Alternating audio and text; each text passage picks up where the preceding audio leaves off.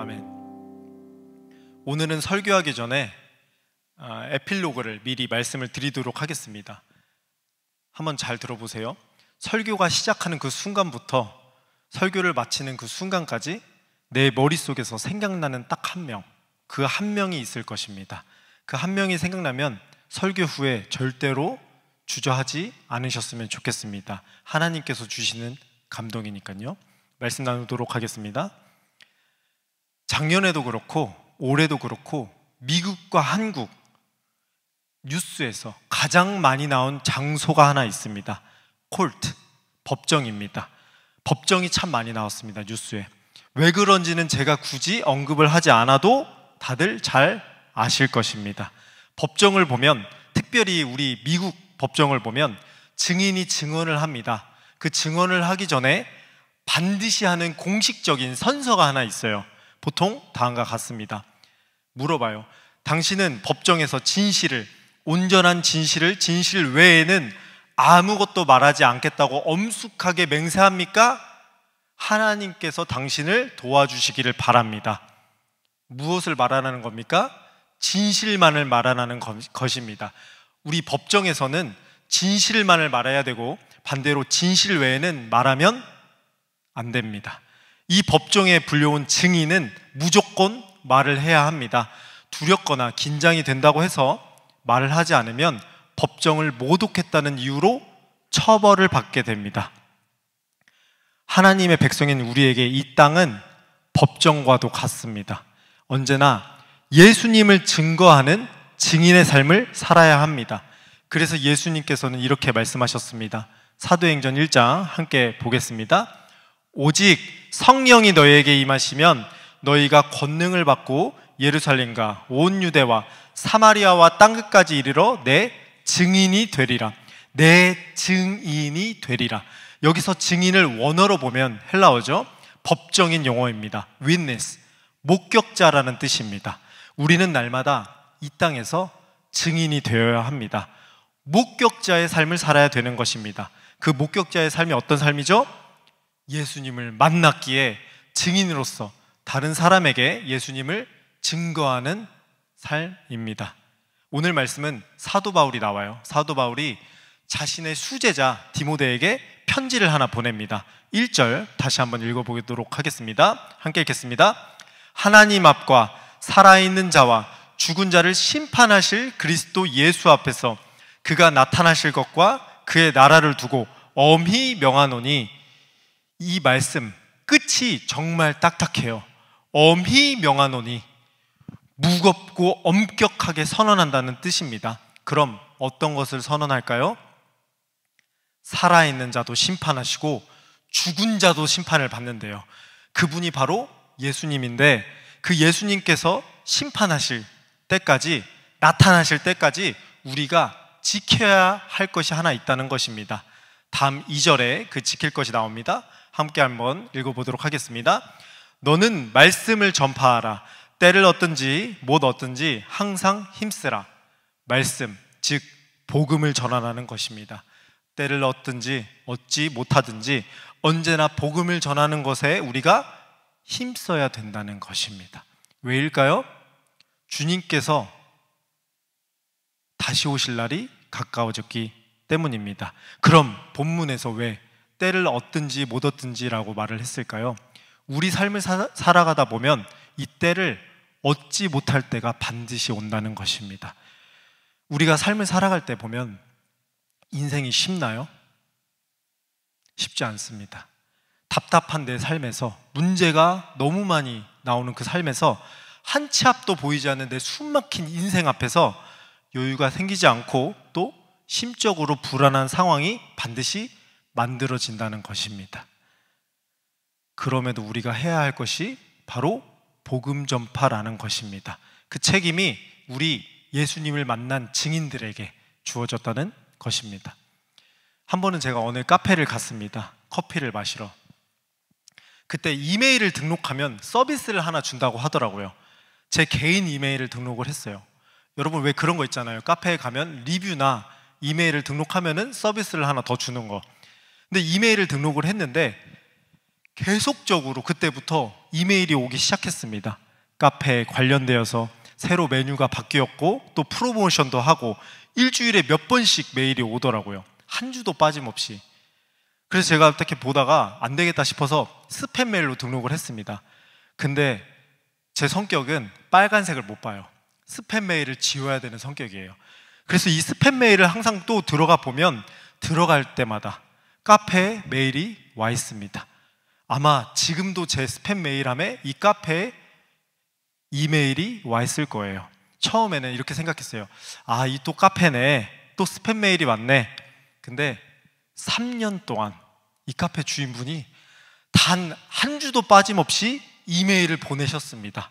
그것을 보고 제가 대단하다고 생각이 들더라고요. 우리가 전하는 복음도 이래야 됩니다. 끝까지 그 사람에게 전하려는 마음이 있어야 됩니다. 그 사람이 듣든지 듣지 않든지, 심지어 우리의 말을 스팸 메일함에 넣든지 아니면 무시를 하든지 예수님의 증인으로서 계속적으로 전해야 합니다. 여러분, 천국이 있을까요? 천국이 있기에 우리가 예수님을 믿고 이 자리에 있는 것입니다. 천국에 나중에 가려고 이 자리에 있는 거예요. 그렇죠? 천국이 없으면 우리는 정말로 불쌍한 사람입니다. 우리 고린도전서 15장 함께 보도록 하겠습니다. 함께 읽겠습니다. 만일 그리스도 안에서 우리가 바라는 것이 다만 이 세상의 삶뿐이면 우리는 모든 사람 가운데 더욱 불쌍한 자니라. 이 세상의 삶이 전부가 아니고 천국이 있기에 우리는 그 천국 소망으로 행복한 사람이라는 것입니다. 천국은 반드시 존재를 합니다. 그럼 반대로 무엇도 있을까요? 지옥도 있습니다. 천국이 있는 것처럼 지옥도 존재해요. 여러분, 지옥이라는 단어를 들으면 어떤 느낌이 드세요? 이 지옥이라는 단어는 듣기만 해도 기분이 좋지 않습니다. 저조차도 지옥을 얘기하는 것이 조금 꺼림칙해요. 오죽하면 미국에서도 이 hell이라는 단어를 잘 사용하지 않습니다. 이 hell이라는 단어 또한 종종 방송에서도 욕으로 분류를 합니다. 그래서 방송을 보면 hell이라는 얘기를 할 땐 삐 처리가 들립니다. 그처럼 지옥은 생각만 해도 무섭고 두려운 곳입니다. 이 지옥 얘기를 하면 연결되는 것이 하나 있어요. 뭘까요? 사탄입니다. 사탄. 나중에 이 사탄에 대해서도 제가 기회를 되면 말씀을 드리겠는데 간단하게 말씀을 드리겠습니다. 저희 교회는 이제 좀 새신자분들이 많으니까 사탄은 원래 대천사였어요. 하나님 다음이었습니다. 넘버 2. 근데 하나님께 도전을 합니다. 귀신들과 함께. 그때 당시에 천사들과 함께. 그리고 하나님께 도전을 해서 하나님께 싸움을 걸어요. 누가 이겼을까요? 당연히 하나님이 이기시죠. 왜냐하면 천사도 하나님께서 만드셨거든요. 그래서 이 사탄이 넘버 2, 대천사에서 fallen angel, 타락천사가 됩니다. 그때 사탄과 함께 하나님께 덤빈 천사들이 지금의 마귀, 귀신이 된 거예요. 그때부터 사탄은 최후의 심판을 기다리고 있습니다. 언제요? 주님 다시 오시는 그날에. 이 사탄이 굉장히 싫어하는 것이 3가지가 있습니다. 첫 번째는 자신의 이야기입니다. 사탄은 자신의 이야기를 정말 싫어해요. 자신의 정체를 숨겨야지 사람들이 사탄이 하는 것이 아니라 그냥 사람들끼리 이유 없이 미워하고 싫어하는 줄을 알거든요. 두 번째는 사탄이 싫어하는 것이 회개하는 것입니다. 사탄은 회개를 정말 싫어해요. 회개를 하면 우리는 하나님의 자녀가 되고 회개를 통해서 우리의 신분이 지옥에서 천국으로 바뀌거든요. 그래서 사탄은 끊임없이 우리의 죄를 짓게 해서 영적으로 무감각하게 만듭니다. 회개를 하지 못하게 만들어요. 그래서 우리가 회개를 안 하게 저절로 센서가 작동을 합니다. 마지막 3번째는 사탄이 가장 싫어하는데 지옥 이야기입니다. 사탄은 지옥 이야기하는 것을 굉장히 싫어합니다. 왜냐하면 지옥을 얘기하면 사람들이 경계심을 갖게 되어 있거든요. 지옥에 가지 않으려고 사람들이 더 경각심을 갖고 하나님을 바라보려고 하거든요. 그래서 이 사탄이 현대시대에 들어와서 꾀를 하나 씁니다. 자신의 이야기가 나오지 않도록 은혜와 사랑이라는 단어에 집중하게 만들어요. 그것이 전부가 맞아요. 그러나 어느 것만 집중되면 다른 면이 안 보이는 건 당연한 사실입니다. 그리고 회개가 없어도 구원받을 수 있다는 잘못된 구원파적 구원관을 넣었습니다. 또 교회 안에서 지옥 이야기를 없애기 시작했어요. 그래서 영혼에 전혀 관심이 없는 교회 가면 여러분은 절대로 지옥 이야기를 들을 수가 없습니다. 여러분도 잘 아실 것입니다. 그렇게 사람들의 눈을 가려야지 자신이 활동할 수 있거든요. 그럼 지옥은 어떤 곳일까요? 재미있게도 구약 성경에는 지옥이라는 이야기가 나오지 않습니다. 스올, 하데스라는 장소는 나오지만 정확히 이 고통을 당하는 지옥 개념은 신약에서 처음 등장합니다. 그 단어를 누가 가장 처음 쓰죠? 세상에서 사랑이 가장 많은 분이 쓰셨어요. 예수님께서 그 지옥을 처음 이야기하신 겁니다. 예수님이 오시기 전까지는 지옥이라는 그 고통이 사람들이 몰랐어요. 근데 예수님께 딱 오시더니 이렇게 얘기하십니다. 한번 같이 볼까요? 9장입니다. 마가복음 함께 읽겠습니다. 만일 내 눈이 너를 범죄하게 하거든 빼버리라. 한 눈으로 하나님의 나라에 들어가는 것이 두 눈을 가지고 지옥에 던져지는 것보다 나으니라. 거기에서는 구더기도 죽지 않고 불도 꺼지지 아니하느니라. 사람마다 불로써 소금치듯함을 받으리라. 지옥에 대해서 누가 얘기했어요? 사탄이 이야기한 게 아니에요. 귀신이 얘기한 게 아닙니다. 예수님만이 이야기했어요. 그래서 여러분이 잘 기억할 게 이것입니다. 우리가 유튜브를 보면 지옥 이야기하는 사람이 굉장히 많아요. 물론 하나님께서 보여주실 수도 있겠죠. 그러나 성경 창세기부터 요한계시록까지 유일하게 지옥 얘기를 한 사람은 딱 한 분입니다. 어떠한 선지자도 아니고 어떠한 사도 바울도 지옥 얘기는 하지 않았어요. 유일하게 딱 한 명, 예수님께서 지옥 얘기를 하시고 세례 요한, 나중에 그 사도 요한에게 보여주시는 것 뿐입니다. 그래서 우리가 항상 분별을 해야 돼요. 누가 지옥에 갔다 왔다, 누가 지옥을 봤다. 여러분, 예수님께서만 갔다 오셨고 보셨다고 성경에 쓰여 있습니다. 지옥은 사람마다 불로써 소금치듯하게 우리가 고통을 당해요. 죽지 않는데요. 거기는 계속적으로 고통을 당하는 곳이라고 합니다. 혹시 남자 성도님들 중에 군대 다녀오신 분들 계신가요? 한번 손 한번 들어보실까요? 군대 다녀오신 분. 저만 다녀온 거 아니죠? 네, 대부분 다 다녀오셨을 것입니다. 군대에 있을 때 시간이 빨리 갔나요? 안 갔어요. 군대에 있을 때는 하루가 1000년 같습니다. 국방부의 시간은 세상의 시간과는 너무 달라요. 30일 정도가 지난 것 같은데 눈 떠보면 몇 일 지나 있죠? 3일 지나 있습니다. 신기합니다. 그곳의 시계와 이곳의 시계는 같은데 시간의 느낌이 달라요. 그래도 군대는 끝이 존재합니다. 제대라는 날짜가 존재해요. 하지만 지옥은 끝이 존재하지 않습니다. 제가 이제 군대를 이제 생활을 할 때 전도를 하잖아요. 전도를 하면은 이제 가장 설득력이 있는 말이 이거예요. 얘들아, 지옥에는 끝이 없어. 우리 군대에도 끝이 있잖아. 근데 지옥에는 끝이 없어. 그러면 군대를 다니신 그 남자분들, 특히 군대 안에 있는 사람들은 그 얘기를 들으면 소름을 이렇게 돋더라고요. 그래서 제가 군대에 있을 때는 정말 지옥 얘기를 많이 한 것 같습니다. 오죽하면 그런 말이 있어요. 지옥을 보지 않고는 누구도 지옥을 설교할 수가 없다. 그토록 지옥은 차마 무서운 곳입니다. 그러나 이 지옥에 우리가 가지 않기 위해서 한 분이 오셨는데 누굴까요? 예수님이 오셨어요. 그리고 예수님께서 우리를 위해서 십자가에서 고통을 대신 당하신 것입니다. 이 시대의 문제가 여기 있습니다. 사람들이 천국은 믿습니다. 그런데 지옥은 믿지 않아요. 우리가 죽은 후에는 행복한 천국만 있는 것이 아닙니다. 고통스러운 지옥도 있습니다. 나의 주변 사람, 나의 가족이든 친구든 동료가 되었든 예수님을 전해서 그 끔찍한 지옥을 피하게 해야 되는데 지옥을 믿지 않기에 복음을 전하지 않는 시대가 되어버렸습니다. 안타깝게도 나만 천국에 가면 된다는, 나만이면 괜찮다는 그런 이기적인 시대가 되어버린 것입니다. 여러분, 세상에는 교회가 참 많습니다. 이 아틀란타 땅에도 교회가 수백 개가 있다고 하더라고요. 저는 코로나가 이제 일어나고 나서 교회가 없어질 줄 알았어요. 근데 코로나가 끝나고 나서 교회가 더 많이 생겼다고 하더라고요. 여러분, 이 시대의 교회에는 몇 가지 불편한 진실이 있습니다.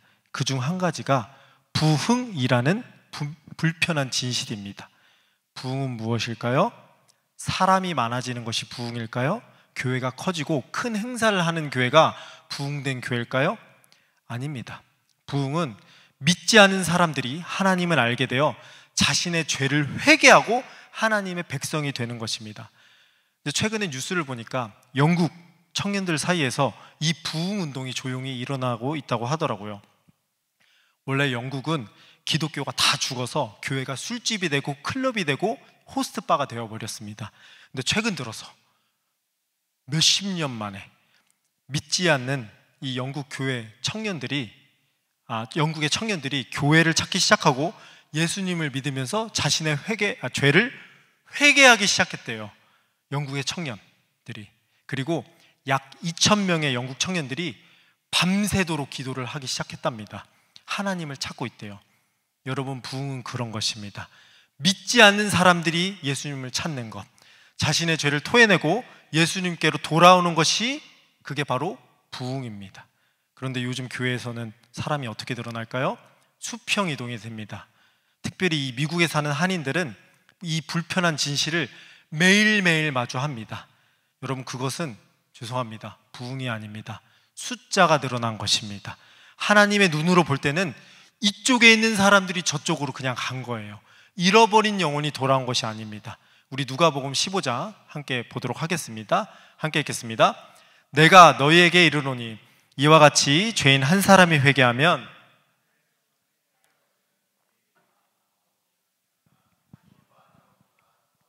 죄인 한 사람이 회개하면 죄인이 하나님께 돌아오는 것이 부흥입니다. 그런데 우리는 예수님의 말씀대로 된 것도 아닌데 하나님이 하셨다며 기뻐합니다.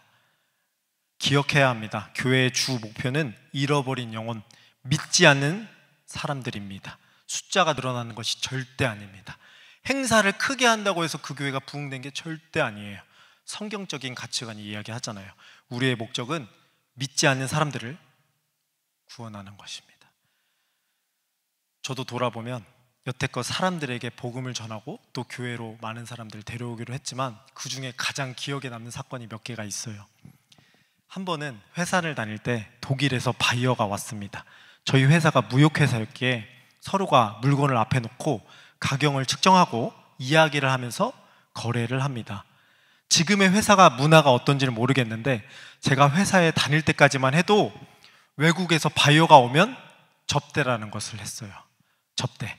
밤에 함께 술을 마시고 또 여러 가지로 기분을 좋게 해서 반드시 이 계약을 성사시키게 만드는 것입니다. 얼마나 지저분하고 나빠요. 근데 어쩌다 보니 그 독일 바이어의 담당자가 제가 되었어요.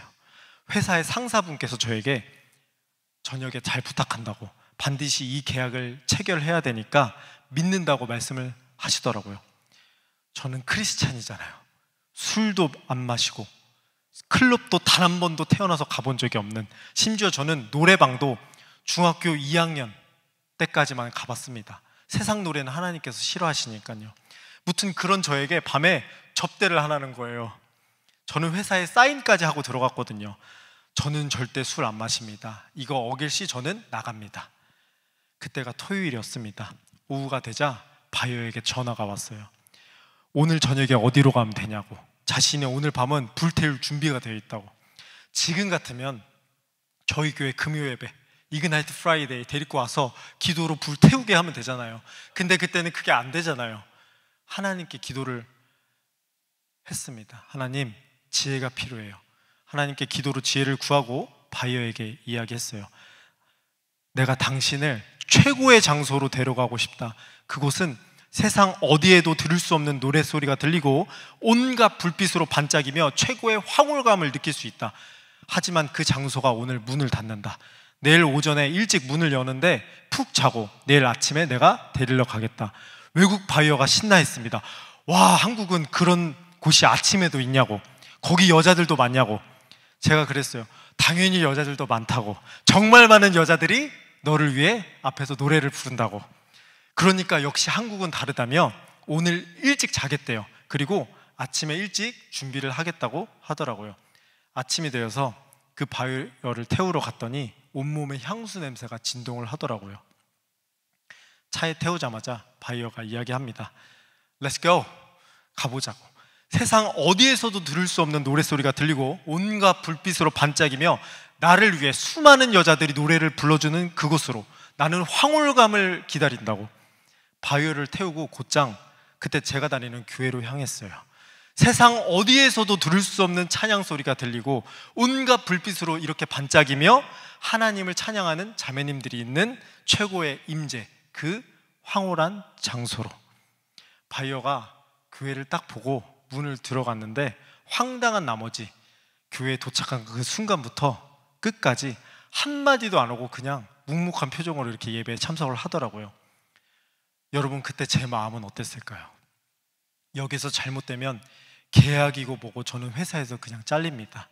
누가 처음 보는 외국 바이어를 한국 교회로 데리고 가요. 그런데 그냥 그렇게 했습니다. 그것이 하나님 보시기에 기뻐하시는 것 같았거든요.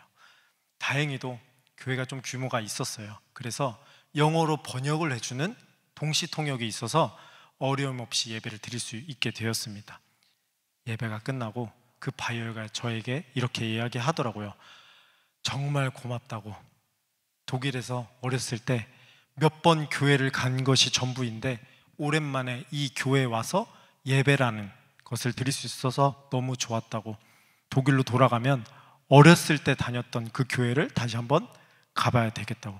그리고 감사하게도 다음날 월요일에 회사에 와서 바로 사인을 해주더라고요. 여러분, 전도는 나의 생각으로 하는 것이 절대 아닙니다.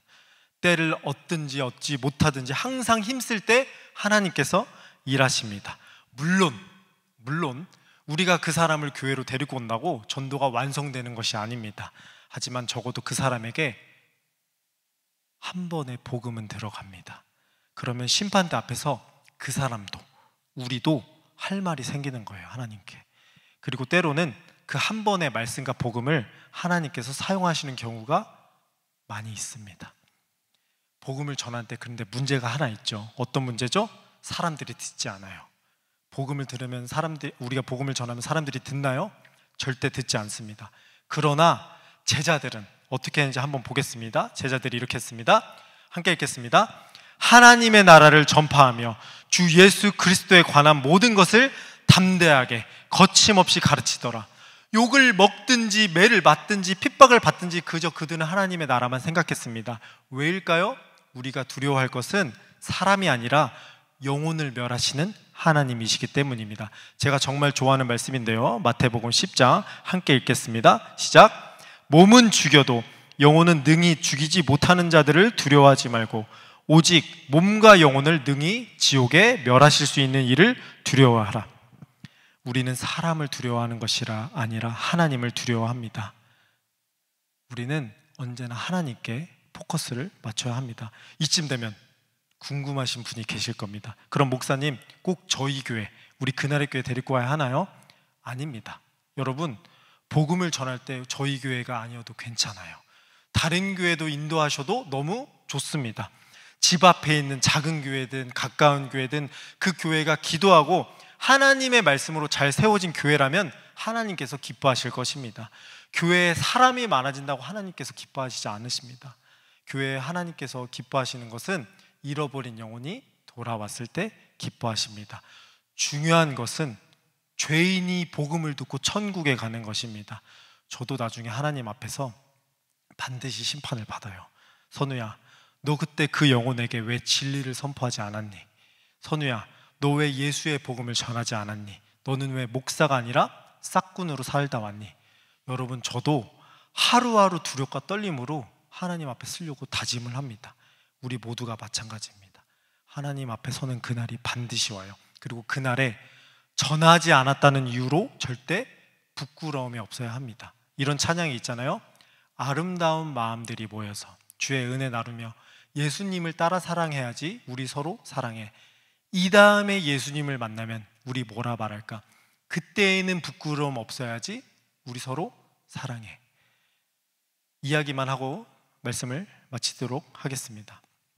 2013년에 우리 김승건 목사님과 이종훈 전도사님과 함께 한국 전역을 돌아다니면서 복음을 전한 적이 있습니다. 피켓 하나 가지고 당신을 위해 죽으신 분, 예수님을 따라가세요 라는 피켓이었습니다. 김승건 목사님과 이종훈 전도사님과 함께 돌아가면서 피켓을 듭니다. 안녕하세요, 혹시 예수님 믿으세요? 안녕하세요, 예수님은 우리를 위해서 죽으셨습니다.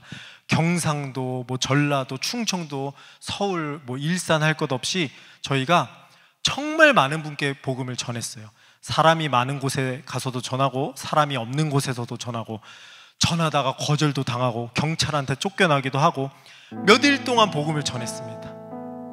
근데 아무런 열매가 없더라고요.